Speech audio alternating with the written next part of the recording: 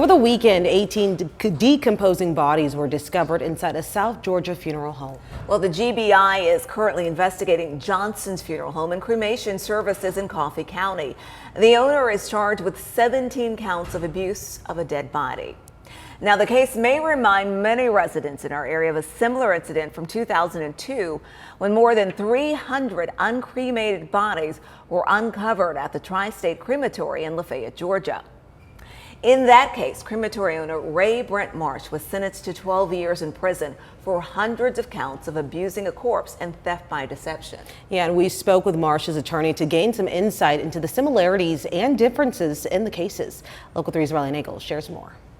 I would say that in the South Georgia situation, it depends on when that new owner came along and did that new owner inspect the property before they took possession. McCracken Poston, Ringgold attorney, represented Ray Brent Marsh more than 2 decades ago. He says without the facts of what happened at Johnson's funeral home, he can only point to the possibilities. This may have been bodies bound for cremation that did not make it, or perhaps something was substituted. The similarities he sees between the two cases is he says they're both examples of failure in the death industry. And almost every endeavor with human involvement is going to have failure.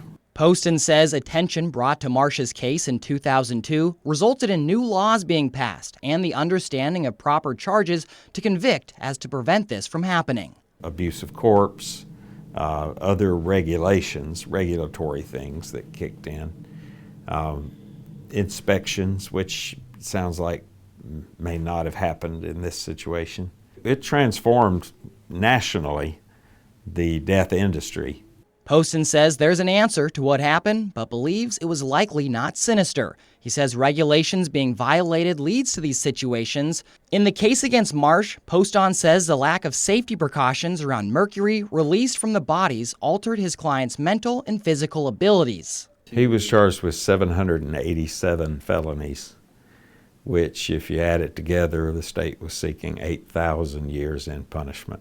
4 times the amount of time since Jesus walked the earth, I felt was a bit excessive. Marsh was sentenced to 12 years in prison. He was released in 2016 with a lifetime parole. At the time, many family members of the deceased were outraged that he was freed. Poston says his client served his time, and the public nor the government should seek excessive convictions in these situations. But yet we still have this almost over-the-top reaction to what I feel is, or should be, just almost a regulatory offense. For Local 3 News, I'm Riley Nagel.